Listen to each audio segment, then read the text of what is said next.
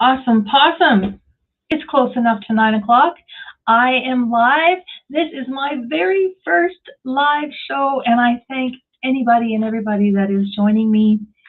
I finally decided to do this. A couple of reasons. I have a coach, and she pushed me to do this, and I'm glad and grateful that she did because I have been in the mode of learning and absorbing and taking on such valuable, incredible information that I'm brimming over with incredible information that I know will serve somebody out there the way it has served me, the way it's helped me, the way I got my hands on this information and I finally realized what it was I needed to do. The light went on, so to speak.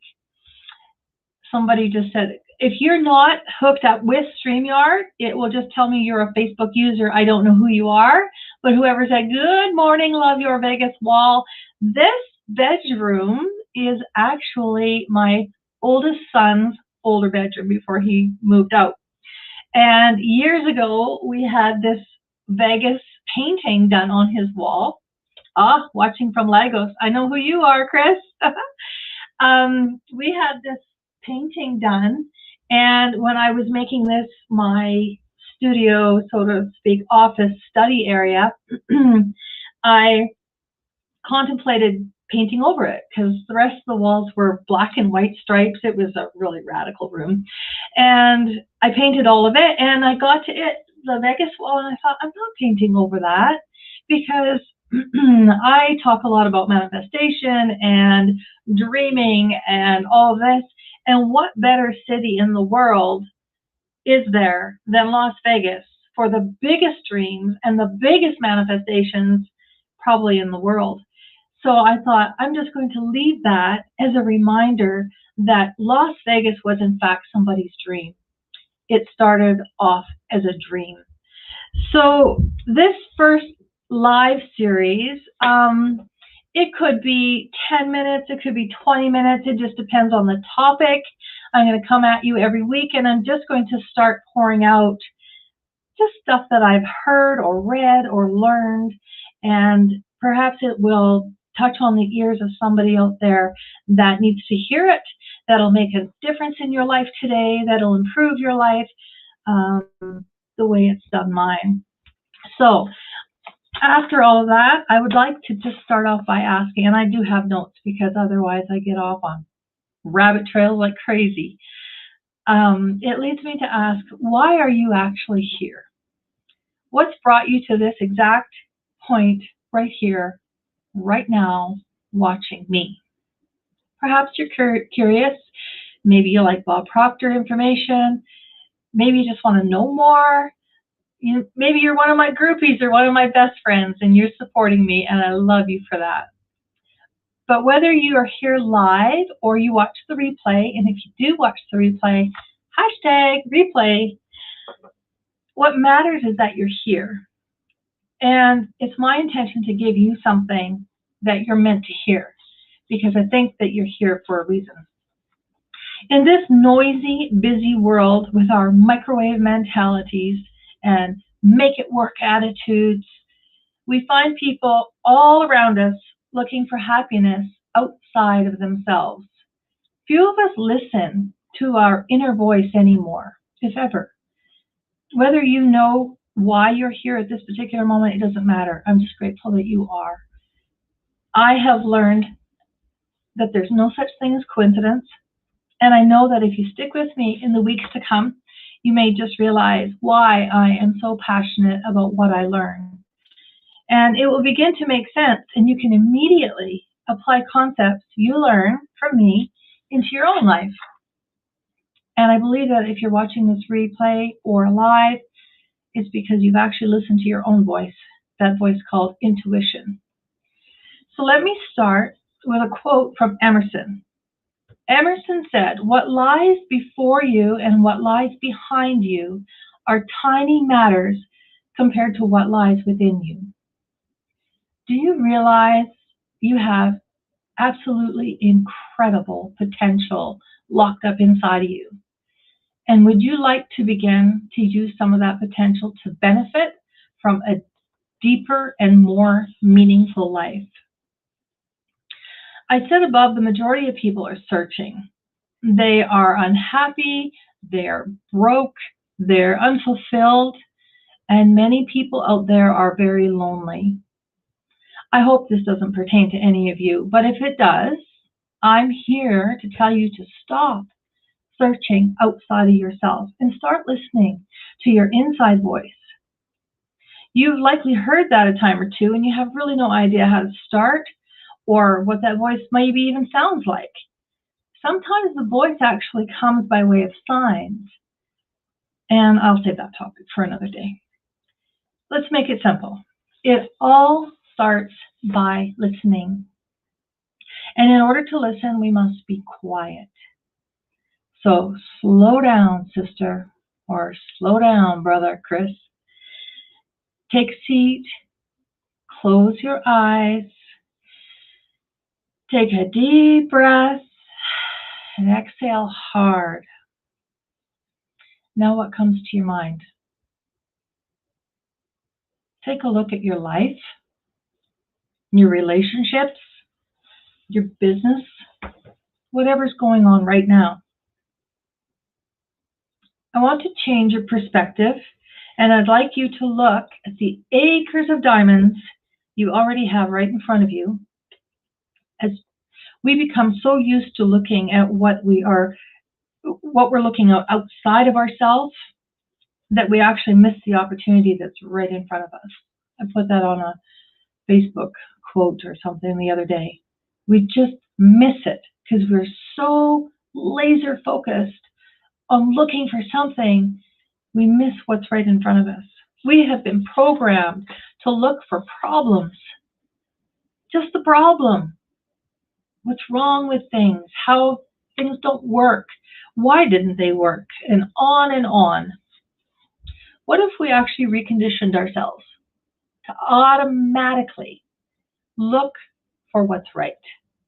For it to be automatic. As much as a program to look for something wrong, a program to look for something right. Find the good. Don't listen to what's going on outside so much and start listening to what's going on inside. Just you. In one of the laws,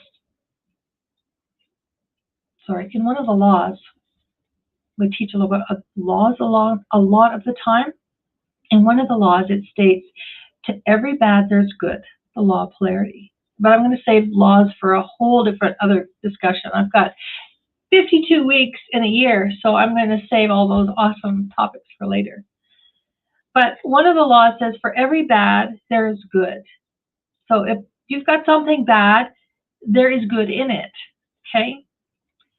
And if you start living in accordance with the laws, that actually will put your life in order. And if your life is in order, that's a good thing, because order is heaven's first law. So when you are in order and aligned, and alignment is your goal for happiness and understanding, prosperity, and all those, everything that you want to become happy, you will far more attract it much quicker if you're in alignment with your source and with laws. Most people don't know that there's always opportunity within the problem.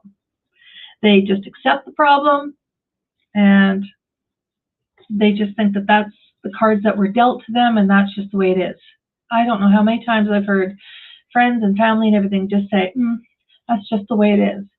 Well, I wasn't willing to accept the problem that I had. I was searching, and I was open to listening. I knew my ways weren't working. I was following my gut and my voice, my intuition, because I absolutely knew my way was not working. My voice inside me led me to Minnesota for a conference that I bought tickets for, and I completely forgot about. So for a millisecond, I was actually reminded by my phone of this event, and I thought of selling the tickets. But the minute I thought that, there was another voice that said, don't you dare, you're going. I hadn't even bought airfare. I hadn't booked a hotel. I hadn't done anything. All I was reminded on my phone is like, oh, this event is next month, blah, blah, blah day. And I'm like, and 2 tickets, no less. But I actually listened for once. I actually listened to that voice. And I was reluctant leaving my 3 problems at home because that never, ever turned out well. But I knew I had to do something different or I would just get the same thing over and over again. And I thought if I go to Minnesota, it'll at least give me the headspace to think about what I was going to do because I needed to do something different. But little did I know I was actually walking towards the answer.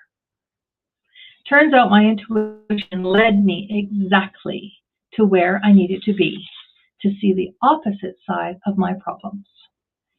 It also made me realize I was the only person who could change it. I had never met Bob Proctor in my life, never even heard of him. And now I can't imagine my life without his mentorship and all that he's taught me about myself. I can't imagine. Most people, including myself, dwell on the same problem. Doing that will only bring more of the same problem.